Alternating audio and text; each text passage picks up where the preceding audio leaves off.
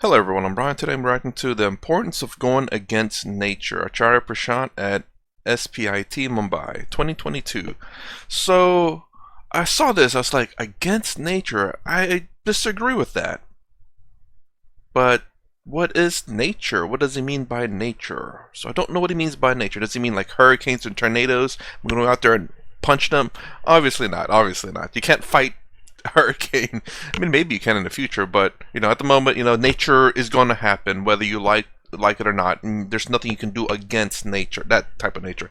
But I think it's more going along the lines of human nature, which even then I wouldn't say go against it, but understand it. The only reason why I say understand is because if you understand it, you can control it. You're not going against it, but you're controlling nature, your nature, human nature, your nature specifically, not other people's nature. And then there's also the fact that there's certain things that happens within you that you have no control over, that happens biologically speaking. We're part of nature, so things that happens in our body will happen whether we want to or not. So if you eat, you're gonna poop sometime, and you fighting against pooping is not a good idea. But if you understand why certain things in your body does it, it's a lot easier to cope with it or do something about it. It's going to happen. You understand why it's going to happen. You know what to do when it happens. Like pooping, you go to the bathroom. You don't go in the living room and just crap your pants and say, I'm done. So things that are peeing is natural. You're not going to fight the urge to pee. You'll lose eventually. It'll be a very bad loss. But if you understand that you need to pee, you understand that you need to go to the bathroom or in the woods, or I don't know where else you'd go. Hopefully not in the streets, but you need to go use the restroom. You go use the restroom and you pee.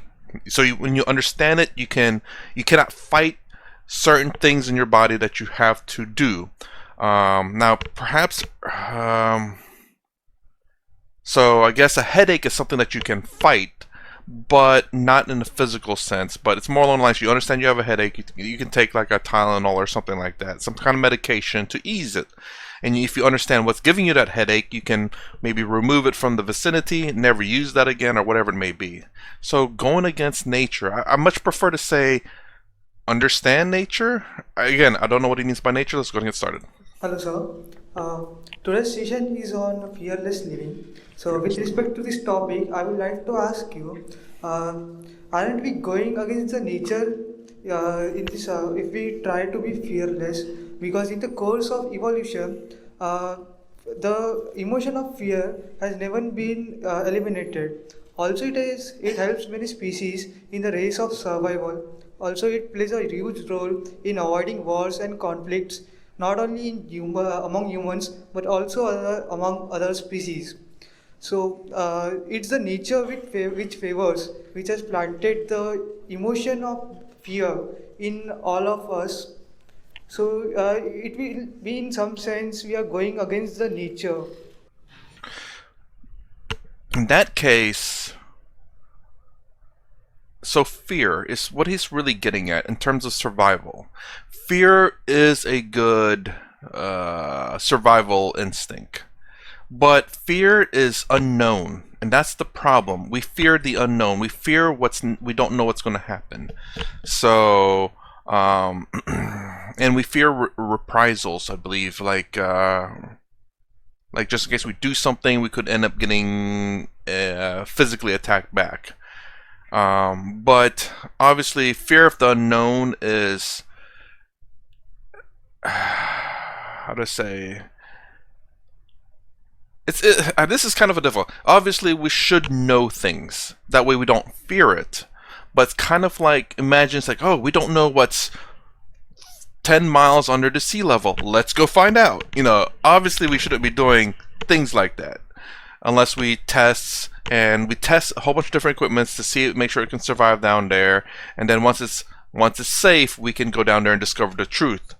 So it's not to say that we fear it. We understand that it's dangerous to go 10 feet underwater because of the pressure and all of these things. And so it's this we shouldn't let fear stop us from doing things, so long as we're smart and intelligent about it and how we proceed to discover the unknown. I guess that is the underlying I don't want to say underlying truth, but the thing that we have to do. So we have to understand why we fear it, because we don't know.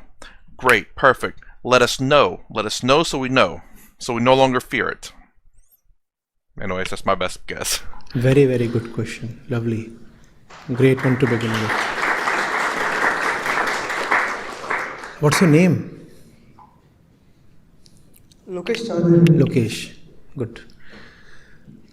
Lokesh, you said fear is an evolutionary tool embedded within us. So you're talking about the self. You're saying within me, nature, Mother Nature, Prakriti, has embedded this thing called fear to help us in some way. Who are you? Who are you? Who's being talked of here? Remember, you are not one but two. One of you two is the body. Right? The body. And whatsoever Prakriti or Mother Nature has given you pertains to the body. The other you is consciousness.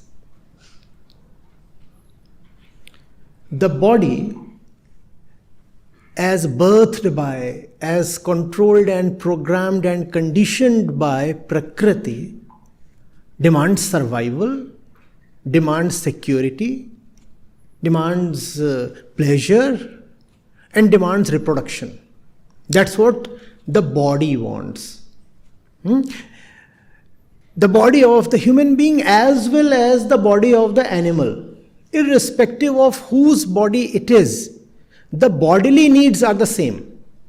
The animal wants sleep, you too want sleep. The animal wants food, you too want food. We are talking at the level of the body. The animal wants bodily security, comfort, you too want that. And the animal's body reproduces, your body too reproduces. So whatsoever is there as a bodily mechanism is something animalistic. It helps, but it helps only one of you two. Who are the two, first of all? I said we are two. One is body, the other is consciousness. So fear helps, but helps only the body. Only the, you'll have to be with me, only the body. Fear is indeed great, but for whom? For the body. So that's the reason why all these things we find shared amongst humans and the other sentient beings, animals, flies, mosquitoes, birds, fish, all experience fear. Fear is something animalistic, and that does not take away from the fact that fear helps. Fear helps, but it helps the survival of the body. But who are you? If I tell you, for example, Lokesh, right? Lokesh, if I tell you, you look ugly, and I tell you, you are simply mad, which of these two is a bigger insult? If I say you are dumb, stupid, and if I say, oh, you look ugly, which of these two is a bigger insult? Stupid, right? If I say your looks are outright bad, and I say your IQ is 8.8, which of these two is a bigger humiliation? The IQ part. So what are you, consciousness or body? Anything that relates to the body is important, but far less important than anything that relates to your consciousness. So even you make this choice without any teaching, without any guidance, even you daily make this choice that between the body and consciousness, you are actually the consciousness, not the body. So we said, first of all, we are not one but two. The body and the... Next we have said that between the body and the consciousness, all human beings prefer to be the consciousness. What do animals prefer? The body. Body. In animals, consciousness is not that greatly developed. And when you go down to plants, their consciousness is even more limited. I wonder if he meant like more along the lines of the brain. I think consciousness is the same in all things. It's just how much of the brain is developed makes us more or less aware of things. Right? I wonder if he meant the brain, because the reason why we all animals have brains too, but their functionality of the brain is very limited compared to a human. I forget what the particular part of the brain is that a human has that most animals either don't. I don't know if they don't have or it's not well developed. It's probably not well developed. I think all the brain is roughly the same, but certain areas of the brain is developed a little bit differently between animals. Like the one interesting YouTube video that I watched is they had the mirror placed in the middle of the forest and they had a camera watching the mirror. And one way to tell if an animal is smart or intelligent was if they can recognize themselves in a mirror.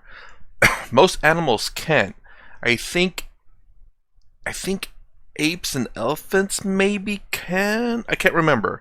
But anyways, there are very few animals out there that are quite intelligent. And you can even, I think some scientists have said like certain animals have the intellect level of a 4-year-old or intellect level of a 6-year-old or something like that. But because perhaps their brain, the certain part of the brain has developed a bit more than others, but can only develop so much because it's a small brain. Like a bird, I believe, can recognize itself, I think, in the mirror, and able to mimic human voices, and even, yeah. But yes, anyways. So I think the consciousness is the same, but the brain developments, the brain is different, and that's the reason why plants don't have brains. So they're not, I guess, self-aware. I guess that's a good word to put it. Animals have brains, but I don't know what it's called. That particular part of the brain's not fully developed or not developed enough. Whereas the humans, obviously, our intellect is our greatest thing. And that particular part of the brain, again, I don't remember. It's been forever since I watched this, so I don't know if it's changed or not, so fact check that. It's very well developed. Now, whether it's fully developed or not, I don't know. But it's perhaps the most developed in the animal kingdom. So that's the reason why we're self-aware and all the other shebang stuff, whatever else we got. Are you getting it? So who are we? We are consciousness. Of course, we are the body as well. But between these two, which one is more important? Consciousness is more important. Now, so we are two. Out of these, one is higher. Now, can we allow the lower one to dominate the higher? Please tell me.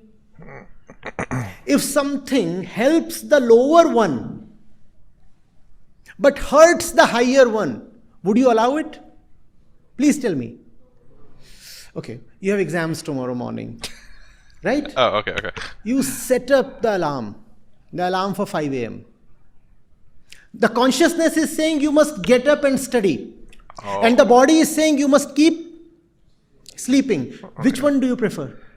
Sleeping. Consciousness. And if you... Oh, no, sorry. I prefer sleeping. I don't want to get up. Well, I guess if you are the consciousness and you want to get up. So, yeah, I get what it's saying there, yeah. You side with the body, then you regret, right? Yes, absolutely. Don't you?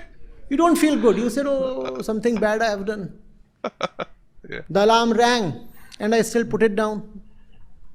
And then you wake up an hour later and you say, why did I do that? Good for the body, bad for consciousness, you don't like it. Do you agree? something good for the body and bad for the consciousness, you don't like it. Though it is good for the body. You got an extra hour of sleep, the body is happy, very happy. Had you actually woken up at 5 a.m., the face would have been a bit swollen and the eyes would have been a bit red. And people would have asked you, oh, are you short of sleep? It shows on the face, right? So the body would have felt bad had you woken up in time. But the consciousness would have felt great. And that would have shown up on your mark sheet. Interesting. He says the consciousness would feel great. I'm wondering what kind of teachings what kind of Vedanta is he teaching? Because as far as, at least at Advaita Vedanta, your consciousness, your true self or pure consciousness, according to Swami Sarvapriyananda and Swami Tadatmananda, is unaffected by emotions or anything. All your consciousness is just an illumination in the body. But an illumination of the body, and that's your true self. And your emotions and everything's only affecting the body. I'm wondering if he's trying to say it in such a way that people can understand it, though. Because this is something that I'd have to do. I can't. It's kind of. I mean, then again, sorry, I'm saying a lot of things, but none of it's completing. But I'm wondering if he's explaining it in a bit of a different way where other people understand it. It's again, I don't know if in terms of how he learned Vedanta. Anyway, Vedanta, that consciousness is affected by emotion, or is he just saying that to make it a lot easier for them to understand? So what is good for the body but bad for consciousness is not acceptable. Do you get this? What is good for the body but bad for consciousness is not acceptable. Fear is that. Fear is something that is good for your physical survival. Fear is an evolutionary tool. Helps you live a longer life. But it is not good for your consciousness. Keeps you ignorant? What's the point in living a long life if life is full of fear? Please tell me. What would you prefer? Living for 100 years, all afraid fear and insecure, doubtful, shivering, or living for just let's say it like Bhagat Singh, only 23 years, but bravely, stoutly, like a man. What would you prefer? That's what. Because we are not animals. No animal ever prefers to be martyred. No animal would ever say, I want a short but meaningful life. For animals, body is everything. You are human beings precisely because for you, body is not everything. You can overrule your body. You can dictate your body. For you, body is just an instrument. You can use your body towards a higher purpose. That's why you're human beings. The way I interpreted that is that you're human, meaning that you don't just live on your animalistic instincts, your nature instincts. We have the capabilities of doing more than just eating, reproducing, and surviving. We can enjoy what we call life, art, music, dance, whatever else there is other than surviving and reproducing. Those two things are the basic things of nature.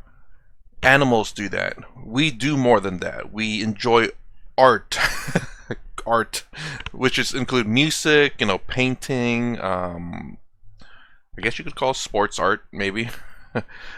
So that's how I'm interpreting how he said that. A higher purpose other than just the basic animalistic instincts of survival and reproduction. Survival, of course, meaning eating, drinking, shelter, and being afraid of things that can kill you. And that's why fear is such an obnoxious thing. Fear lowers consciousness and protects just the body. Fear says the body is everything. Please, please, please, save yourself, save yourself. That's the reason why courage is such a high quality. Because courage enables you to go against your physical nature. Remember, again and again, we are not animals. So we should not do the stuff that Prakriti designs us to do if that stuff lowers our consciousness. You say, that we are products of nature, so we should follow what nature tells us. Does nature tell you to wear clothes? Does nature tell you to wear clothes? Does nature tell you to wear these specs or use Twitter or use mobile phone or study engineering? Does nature tell you any of these things? Nature will be very happy. You just go and roam about in a jungle. Nature is very happy. And find a mate there and procreate. Like animals. That's all that nature wants from you. Live and produce more beings that would live. That's all that Prakriti wants from you. Prakriti does not want you to know, be enlightened, be liberated. Prakriti has no such objective for you. In fact, when you try for realization, for knowledge, for freedom, Prakriti is not very happy then. Don't you see how your body rebels against you when you sit down to do something important? Have you seen that? You are okay. The moment you sit down to study, you start feeling drowsy. How many of you have experienced that? There was no sleepiness at all.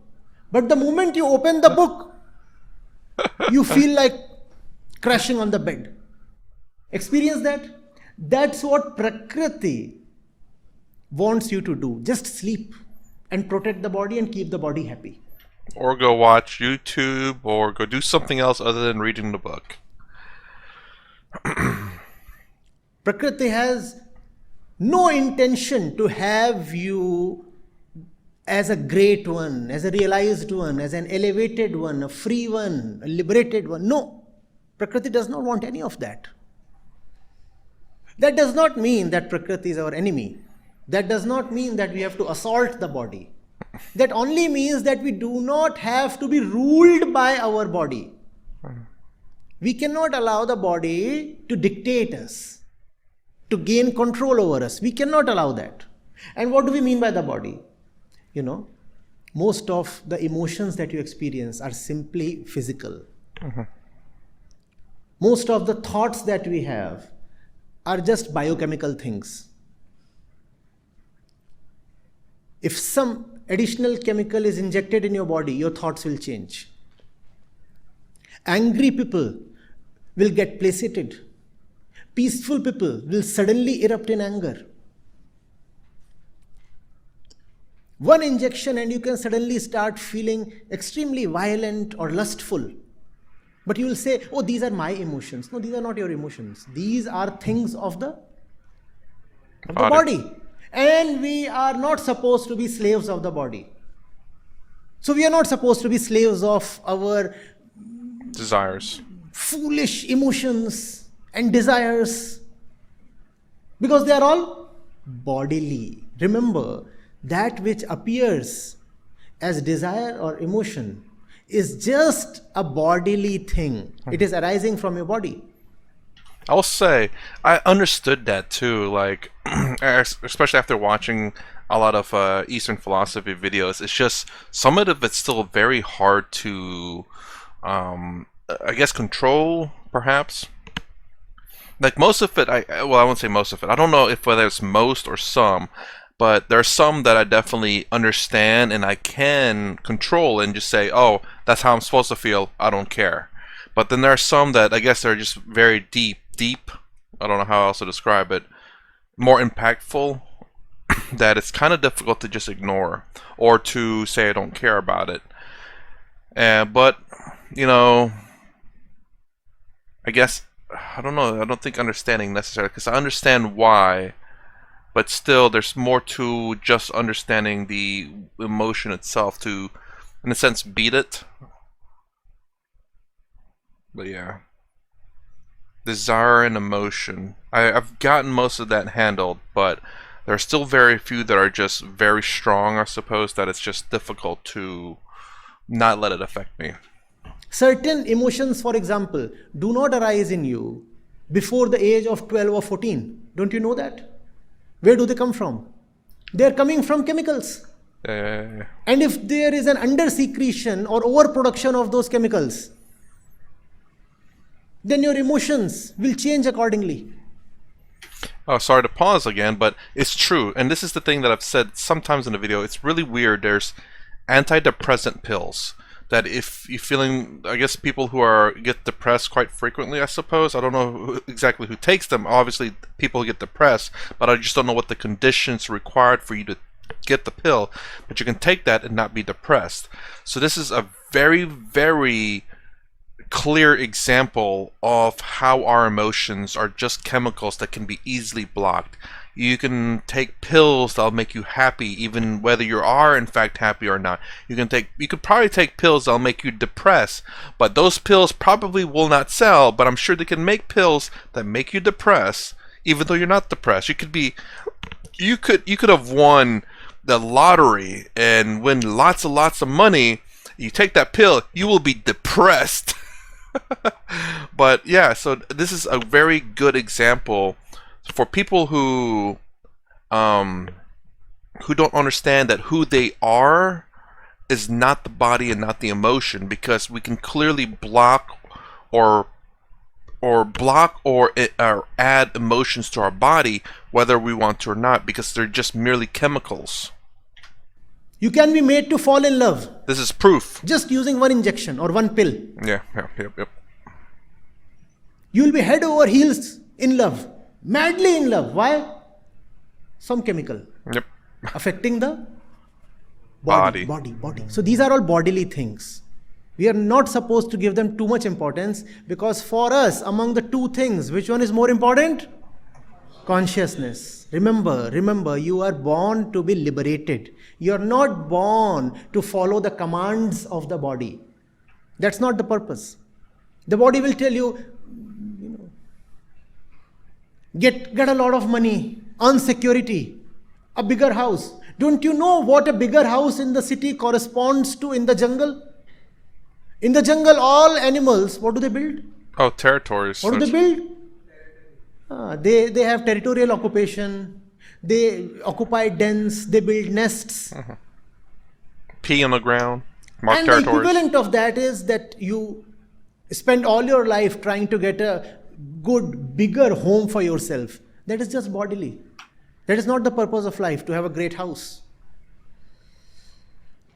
Look at all the animals in the jungle. They are all running after mates. And males are fighting for the female and females are fighting for the male. The same thing is happening among human beings also. What is this? Does this relate to consciousness or just the body? The body. The body. Are we supposed to do that? No, that's not the purpose of life. Yeah. That's not the purpose of life. That's the purpose of the body, which animals do very well with, which we have done for a long period of time until recently.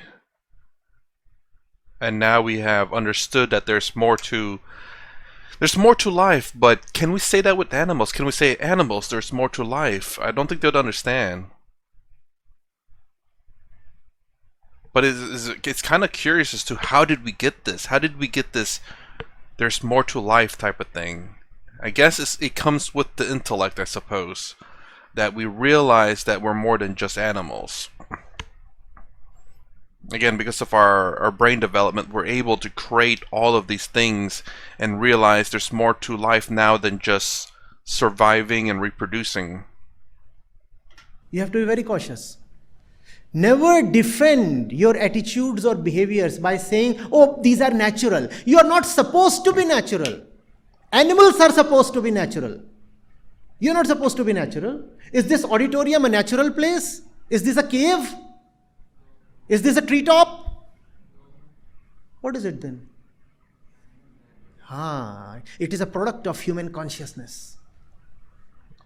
That's very interesting. He's using consciousness in this way to signal the intellect, though. This is how I'm seeing how he's saying consciousness, because it's very much related to our intellect, because obviously consciousness, I don't think produces the building, our intellect does. Again, based on, from my understanding of Advaita Vedanta, excuse me, I'm wondering if it's just using it that way, or is this something that's very specific to how whatever lineage or whatever he's studying teaches what consciousness is? I don't know. I don't know exactly what he follows. I can't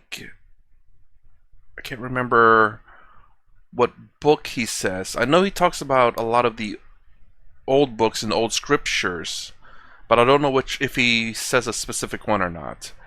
Well, then again, I don't know about like Sadhgurus or Swami Sarvarpyanandas. I know they talk about their lineages, but I don't know if that's a particular, book or I know it's a particular teachers of lineage of teachers.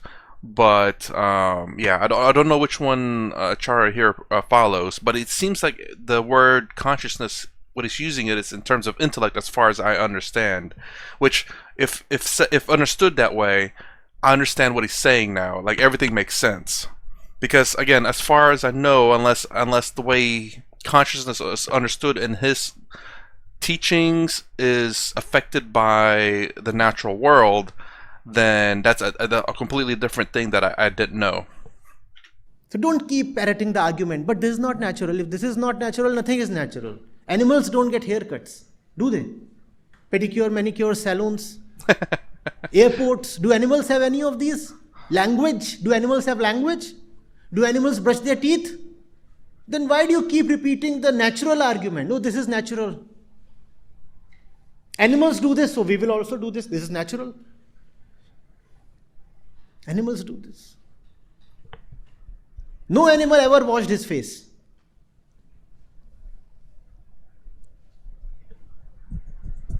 Why do? No animal ever cared for a degree. No animal ever cleared an entrance examination. That'd be kind of weird.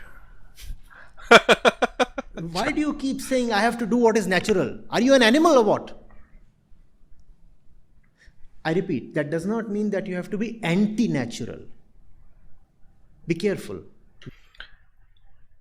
Against nature. Against nature is, would that not be against anti-natural? But perhaps that's just the title. We are not saying we have to be anti-natural. We are saying we have to rise above our physical nature. Yes. Perfect. Yes, absolutely agree. We have to utilize our thoughts and emotions and body in a way that is conducive to consciousness. The body is not something to be beaten down. You don't have to exploit your body or torture it. That's not what we are saying. We are saying let consciousness decide the purpose, the destination. Let the body be the tool or the vehicle. Mm-hmm. That's what you're saying. Is that clear? Absolutely. Lokesh, where are you? Is that clear? We are not animals. So the nature argument does not work with us. We are. Remember, you are always two. Whenever you are behaving in a certain way, ask yourself, is it the animal within me or is it my consciousness? Ask. Whenever you are to make a major decision, ask, what am I deciding as? As the animal or as a conscious entity? Who am I?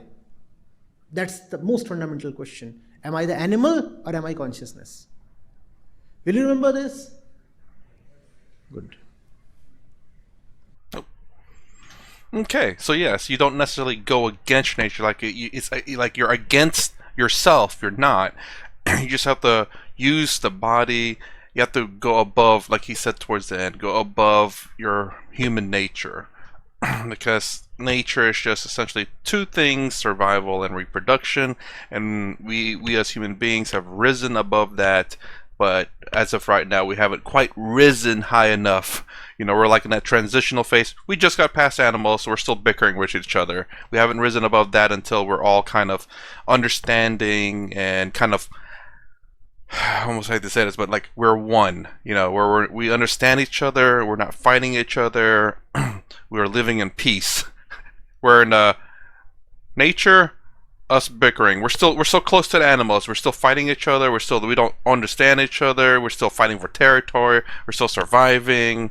Even though we've kind of tamed nature a little bit, but we're still fighting our human nature a little bit. We're fighting each other. We still have to rise above that, which is, I think, what the chart. Well, what a Acharya here is trying to kind of say. We have to rise above our human nature, which is territory, which is what we fight for, resources, which is what we fight for. I think there's some people saying that the future war is not going to be about territory or whatever. It's going to be about natural resources, because we're farming up Earth, and eventually we're going to start fighting that. But anyways, that's my reaction to the importance of going against nature. If you like my content, please consider subscribing.